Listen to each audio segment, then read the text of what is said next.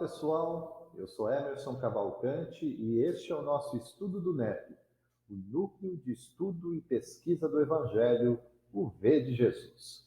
Nosso convite para as redes sociais, página do Facebook, como canal do YouTube. Basta digitar NEP V de Jesus, curtir a página no Face, se inscrever no canal do YouTube, acionar o sino de notificações e receber os novos vídeos das atividades semanais do V de Jesus.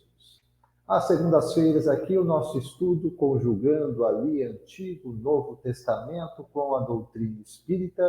Vamos encontrar então o nosso estudo do Novo Testamento, em especial olhar para as cartas de Paulo e mais ainda para a carta de Paulo aos Romanos.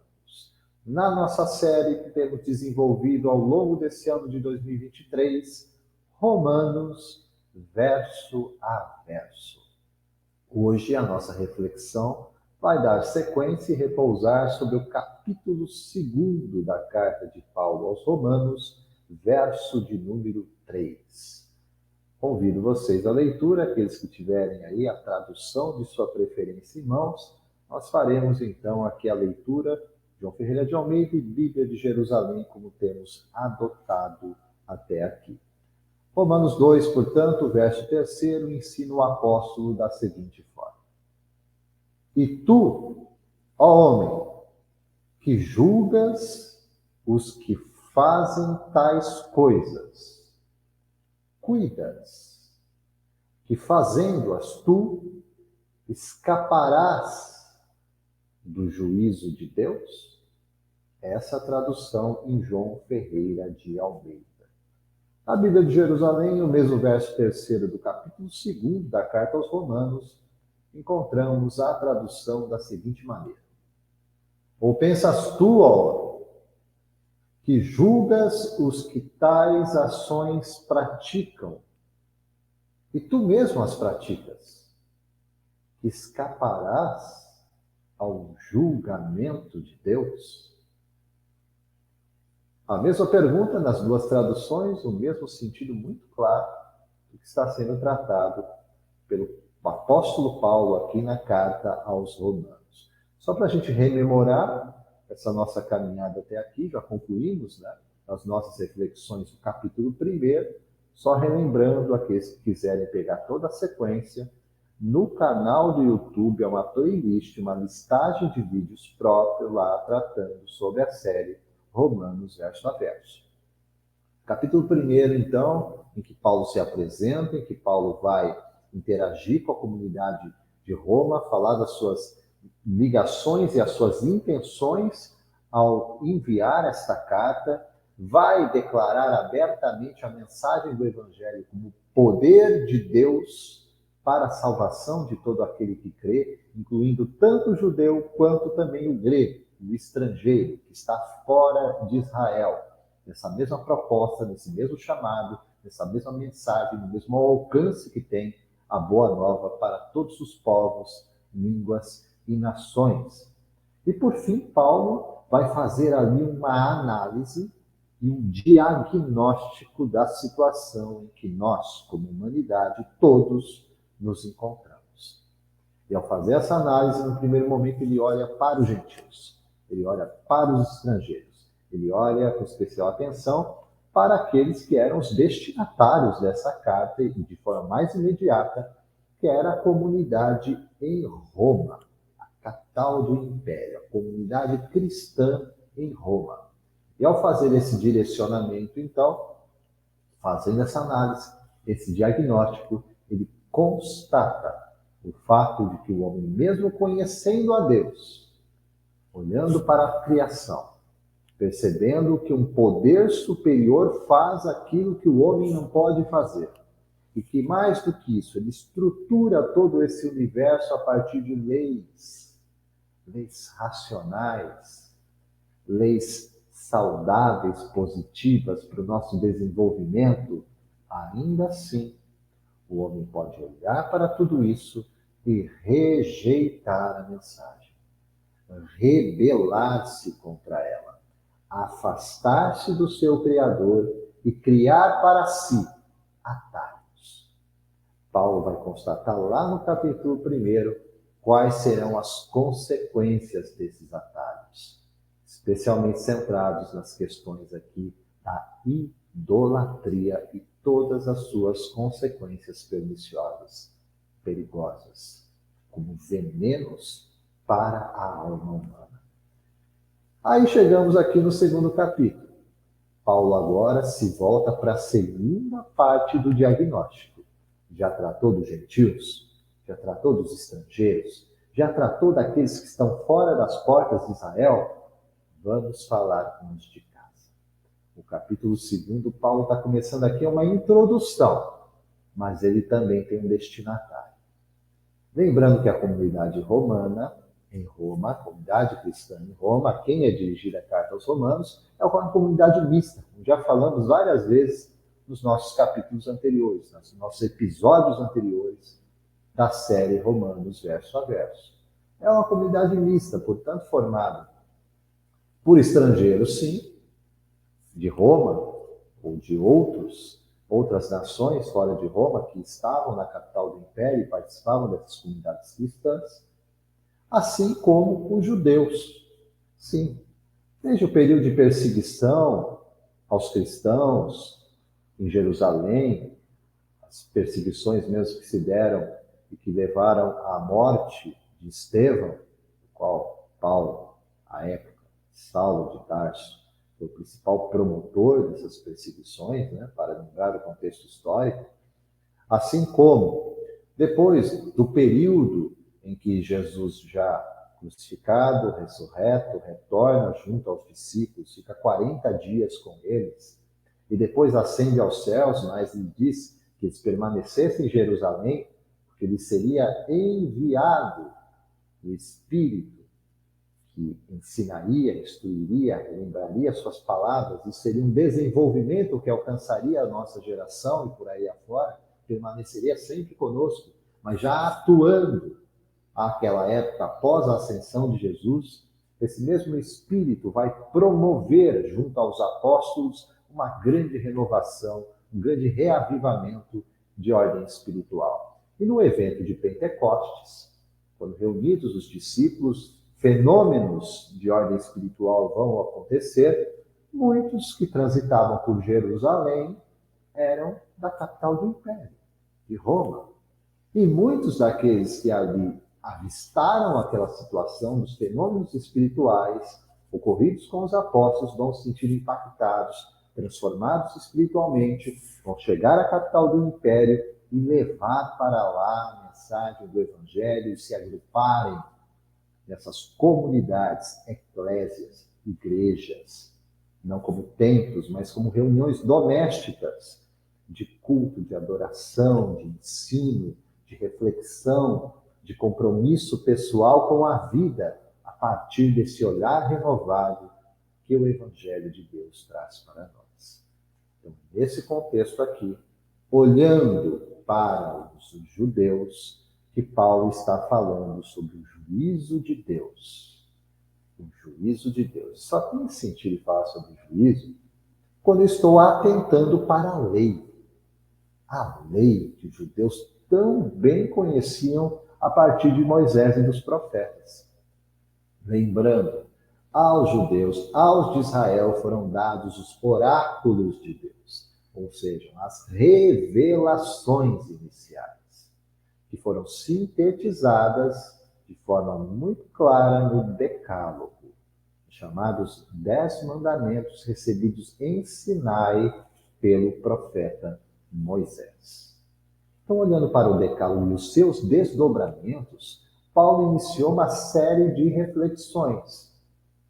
Começando ali do verso 1, que nós passamos, primeiro e segundo, ele vai tratar, dizendo que nós somos, olhando para os judeus, ele conversando com os judeus, que eles são inexcusáveis, quer dizer, indesculpáveis, quando julgam quem quer que seja, porque condenas a ti mesmo naquilo em que tu mesmo fazes.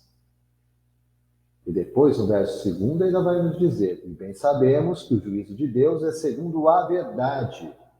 para os que tais coisas fazem.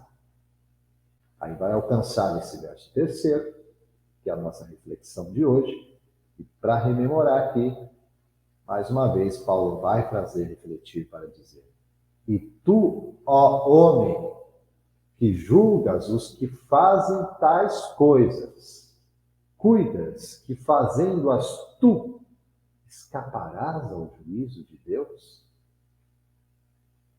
Lembrando o que Paulo está fazendo referência aqui, né? O que é essas outras coisas? É que um olhar da lei, eu olho para os homens, esse é um olhar externo, no primeiro momento, né? Eu olho para fora, para o meu próximo, para aqueles que me rodeiam, mesmo para aqueles que sequer eu tenho relação, mas me acho no direito de julgar. Eu olho para esses, e segundo aquela listagem, quem está acompanhando com a gente conhece a listagem é pesada. A listagem que Paulo vai apresentar para a gente lá no primeiro capítulo. Porque mesmo falando lá a respeito dos estrangeiros, dos gentios, dos fora de Israel, a gente vai perceber que na sequência do pensamento de Paulo, ele vai nos colocar debaixo da mesma condição. Todos. Ele apenas didaticamente está tratando primeiro com os gentios para depois falar com os judeus. Mas essa condição, tanto do primeiro capítulo quanto do segundo que nós estamos tratando aqui, é para toda a humanidade. A listagem lá, só para relembrar. O que são essas tais coisas que fazem os homens e que, com o olhar da lei, nós o julgamos e que Paulo alerta que nós, fazendo as mesmas coisas e julgando os outros, não escaparemos ao juízo de Deus? Quer lembrar do estágio? Vamos lá para não fugir a memória, né? Ele diz, lá no verso 29, na sequência, né? A partir do verso 29, lá do capítulo 1, para relembrar.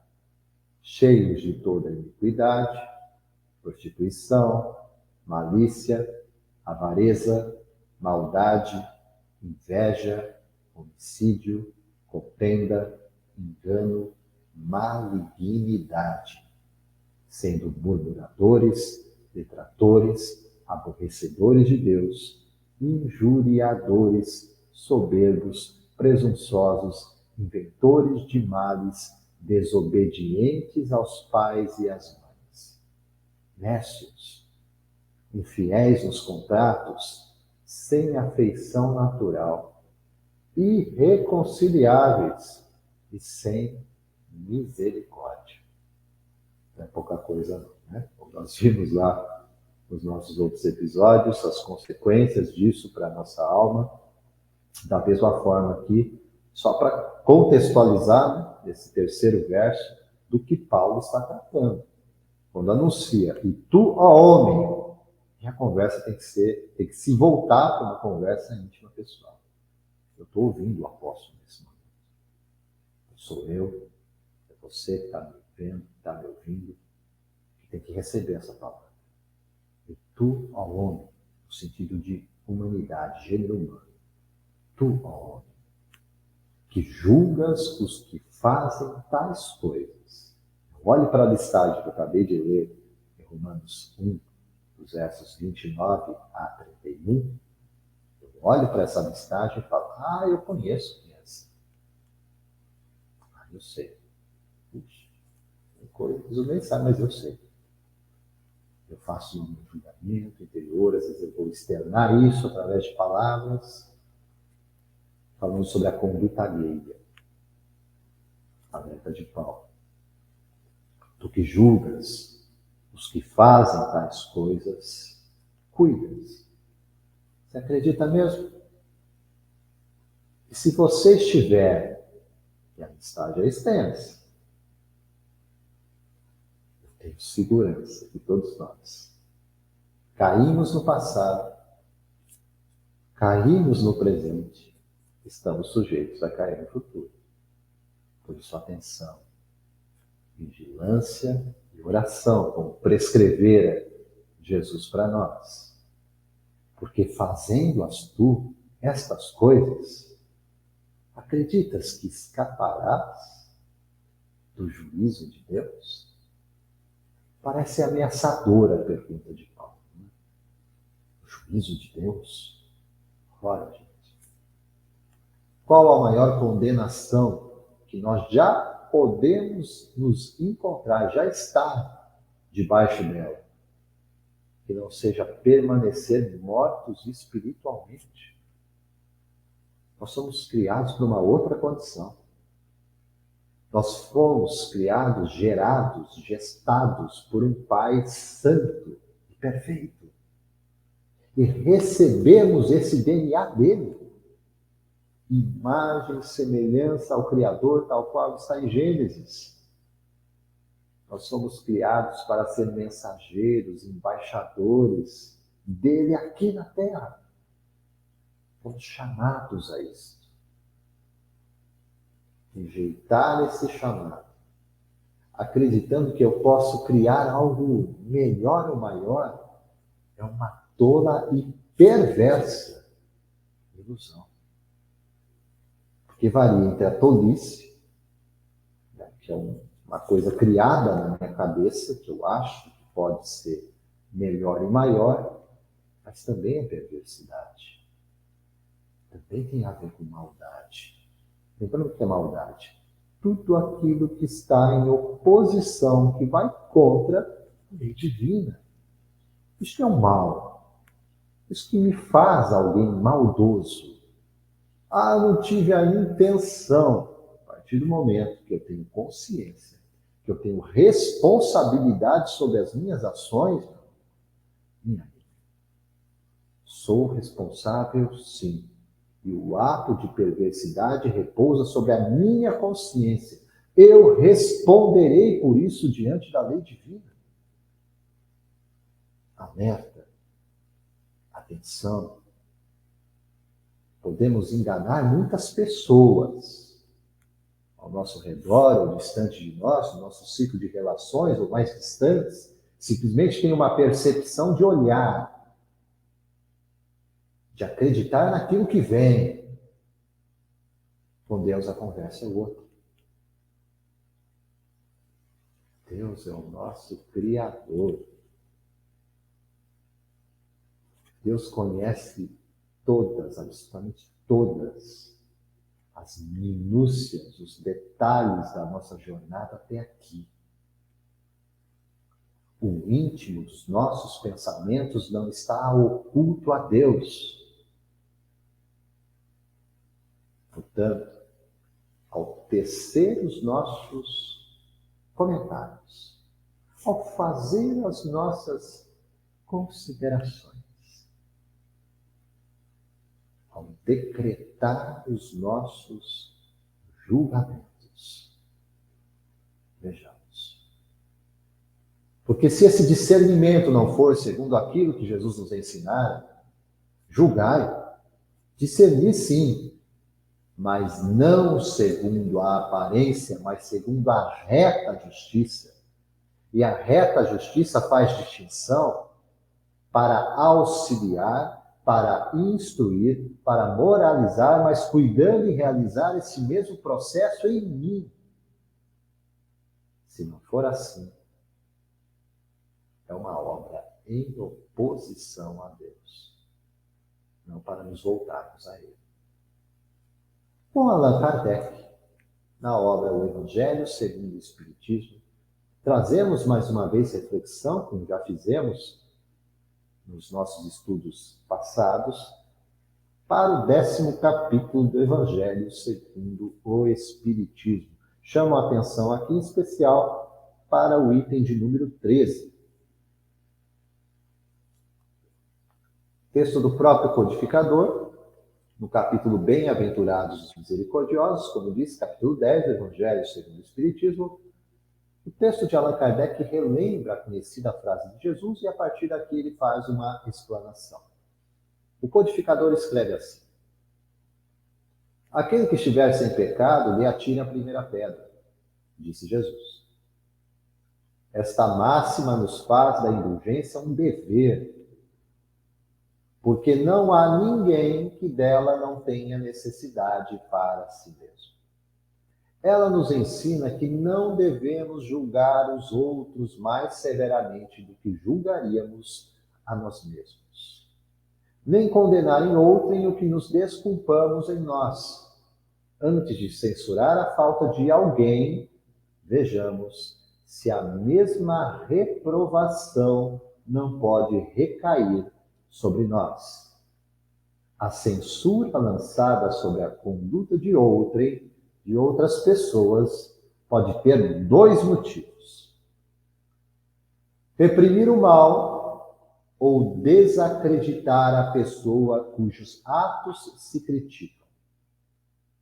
Este último motivo não tem jamais desculpa, ou seja, desacreditar as pessoas cujos atos nós criticamos. Não tem jamais desculpa, porque é da maledicência e é da maldade. O primeiro, reprimir o mal, pode ser louvável e tornar-se mesmo um dever em certos casos, uma vez que disso deve resultar um bem. E sem isso, o mal não seria jamais reprimido na sociedade. O homem, aliás, não deve ajudar o progresso de seu semelhante? Não seria preciso, pois, tomar no sentido absoluto este princípio do não julgueis se não quiserdes ser julgados. Que a letra mata, o espírito vivifica. Conclui o codificador Allan Kardec.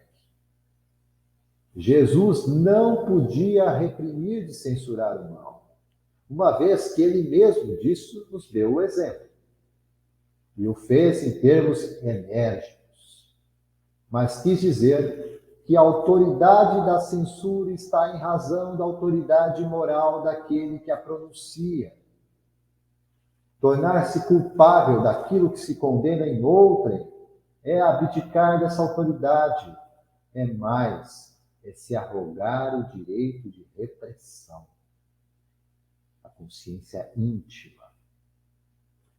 De resto, recusa todo respeito e toda submissão voluntária àquele que, estando investido de um poder qualquer, viola as leis e os princípios que está encarregado de aplicar. Conclui. Não há autoridade legítima aos olhos de Deus, senão aquela que se apoia sobre o exemplo. Exemplo que dá do bem. Tudo aquilo que está conforme o divino. É o que ressalta igualmente das palavras de Jesus. Amados, vamos refletir nessa pergunta tão importante do apóstolo Paulo. Reflexão esta. Nós conosco. E tu, homem, que julgas os que fazem tais coisas, cuidas, acreditas que fazendo-as tu, escaparás ao juízo de Deus? Essas foram as nossas reflexões em torno do terceiro verso do segundo capítulo da carta de Paulo aos Romanos. Reforço o convite. Na nossa página, seja no Facebook ou no canal do YouTube, página do Face, curtir, canal do YouTube, se inscrever, acionar o sino de notificações para receber os vídeos do V de Jesus. Curte, compartilhe, comente, leve adiante a mensagem do Evangelho da Boa Nova à luz da doutrina consoladora. Eu sou Emerson Oliveira Cavalcante e deixo aqui os meus votos de paz, luz e sabedoria. Que Deus nos abençoe hoje e sempre. Até a próxima. Até breve.